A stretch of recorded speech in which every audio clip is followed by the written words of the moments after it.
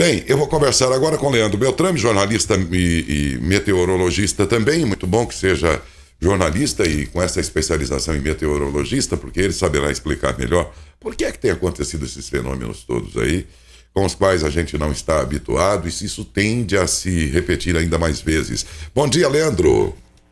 Bom, muito bom dia, Daércio, bom dia a todos que acompanham o Jornal das Saudades.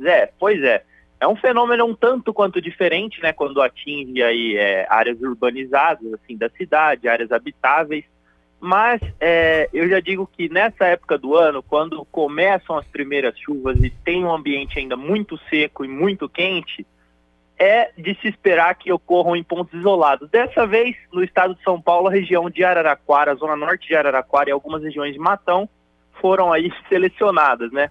Bom, o fenômeno que ocorreu ontem na região de Bueno de Andrada, zona norte, todo o Parque Planalto de Araraquara e alguns distritos, Silvânia e parte de Matão, trata-se de uma microexplosão. O que é isso?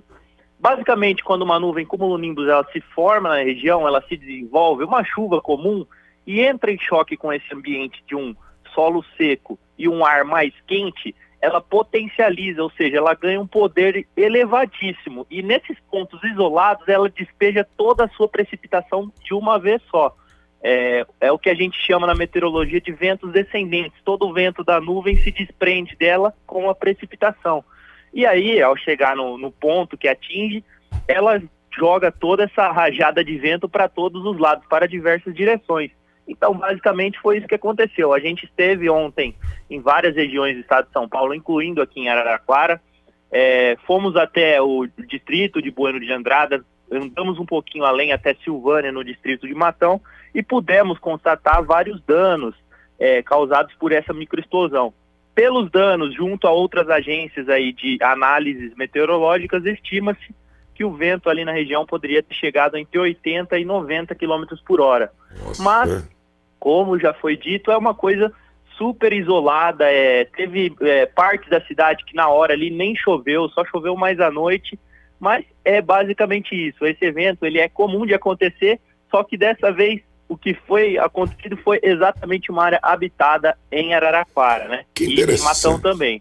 Que interessante, Leandro, porque aqui, sábado, acho que foi, primeiro choveu, e choveu até bem, uma meia hora, o que, portanto, acalma, né, toda aquela situação de poeira, contém a poeira, porque acomoda a umidade, né, claro, vai fixar essa poeira toda aí no solo. Mas, meia hora depois dessa chuva, chegou uma rajada de vento e com poeira. Eu digo, ué, mas então essa poeira está vindo de muito longe daqui? Eu imaginei, será que é isso? Exatamente, viu, Darcy? Essa poeira que chega, na verdade, antes, a chuva que antecedeu essa poeira foi uma chuva isolada. Em outros pontos da região não tinha chovido antes. E aí outras instabilidades alocadas a esse sistema frontal, uma frente fria que passou na nossa região, elas geraram uma grande instabilidade que a gente chama de linha de instabilidade na meteorologia. E ela vai varrendo e acumulando energia por onde passa. E aí a gente chama esse fenômeno que se desenvolve de frente de rajada, que é o quê? O ar frio descendo de toda essa linha de instabilidade que pode chegar aí a comprimentos quilométricos, ele vai formando uma coluna, uma espécie de uma coluna de vento, e essa coluna ela gera essa nuvem de poeira antes da chuva chegar.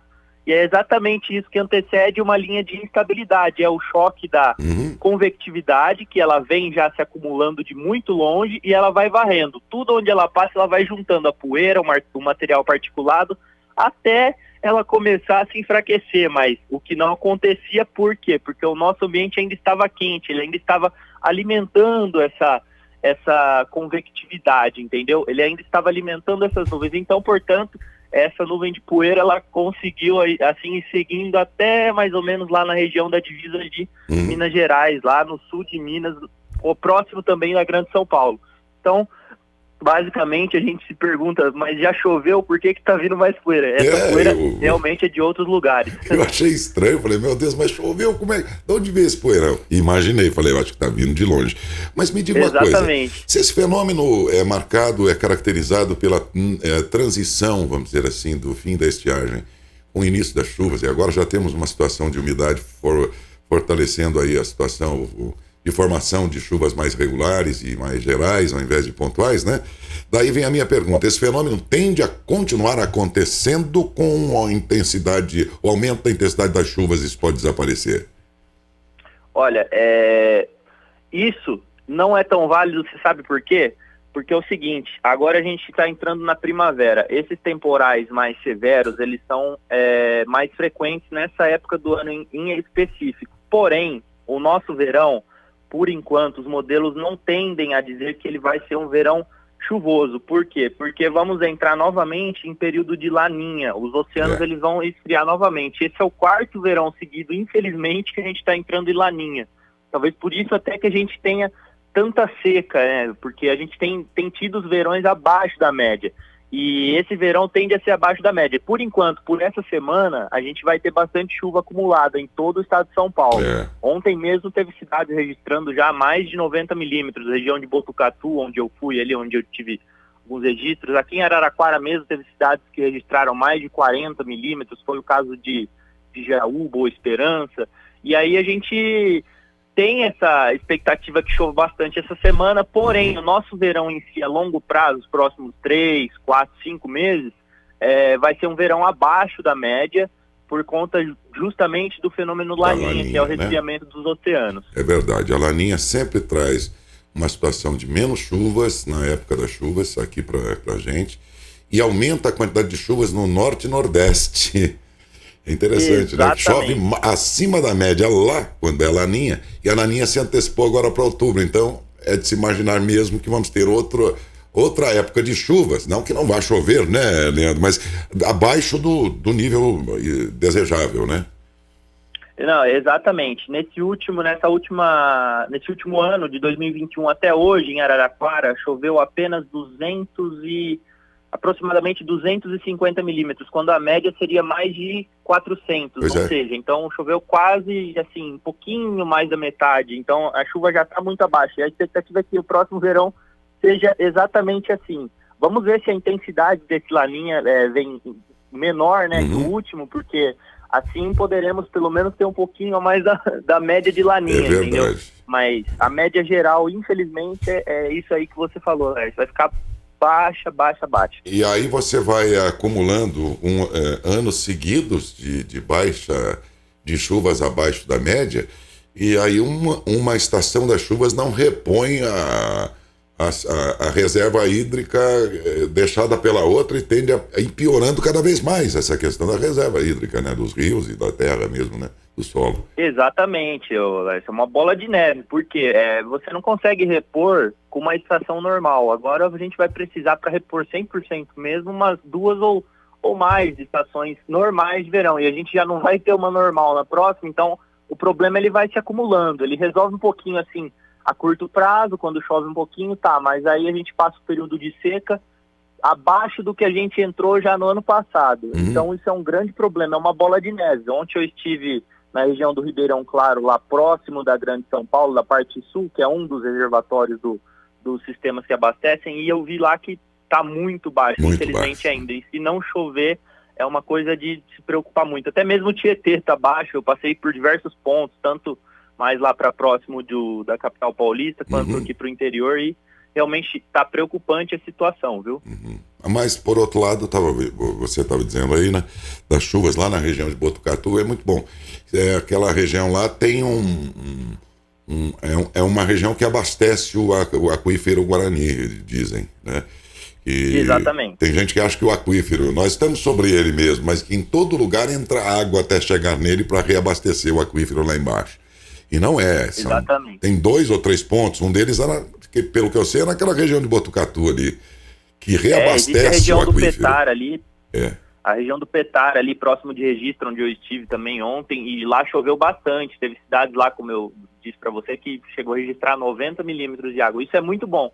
E hoje a gente já tem ainda mais previsões de chuva para aquela região também, aqui para nossa, né? Vamos ver se consegue cair uma boa chuva que venha de maneira calma, né? Sem estragos. Sem estragos. Eu acordei hoje, viu, Leandro? E acho que muitos dos ouvintes e telespectadores, estamos ao vivo na TV aberta aqui para toda a região e pelo rádio também, preocupados porque será que vai acontecer isso hoje à tarde de novo? E aí vai a minha pergunta: isso pode se repetir à tarde, hoje? Olha, então, pode sim, porque, como eu disse, as microexplosões, elas dependem de um ambiente quente. A gente ainda está, por mais que choveu, ainda continua quente a nossa região, a atmosfera continua quente. Então, e a gente vai ter desenvolvimento convectivo hoje, a gente vai ter chuvas na região. Não dá para precisar qual local vai acontecer a microexplosão, mas a chance ela é ampla em toda a região centro-norte do estado, porque a gente ainda está com um ambiente muito quente, muito favorável à ocorrência de tempestades. Então, é bom ficar atento aí. Se você vê que escureceu, que você viu que a nuvem ganhou forma de uma hora para outra, pode ficar alerta que talvez você seja atingido por uma, como atingiu o Bueno de Andrada ontem. Esperamos que não, mas há sim essa possibilidade, vamos ficar atentos. Leandro, muito obrigado, viu, pelo seu esclarecimento, porque ainda, nós somos leigos, você não, mas nós somos leigos. O leigo até sabe lidar com uma situação ou outra de intempérie aí e tal, mas com essas situações a gente fica assustado, parece coisa de cinema, quando começa a chegar aquela coluna de poeira e de vento, fica parecendo aquelas coisas de tornados americanos e tal. A gente se assustou com isso tudo, né? Então, sabendo como é que funciona, e aí eu agradeço você, isso ajuda muito, porque o conhecimento vale em qualquer ocasião, e inclusive numa hora como essa aí. Então, pela sua contribuição, agradeço muito, viu, Leandro? Opa, eu que agradeço poder estar explicando, fazendo algo útil para todos, né? Que é sempre compartilhar conhecimento. O que a gente tiver para compartilhar, a gente pode fazer isso sem medo. Muito bem. Porque a gente se compartilhando entre si melhor o mundo aí, né? Você tem algum canal, Leandro, de previsões diárias, assim, já que você é jornalista e meteorologista também? Eu estou organizando com mais 4 sócios, a gente vai fundar uma agência. Faz muito bem, hein? Faz muito bem. Eu, às vezes, às vezes não, todos os dias eu dou uma olhada nos boletins aí.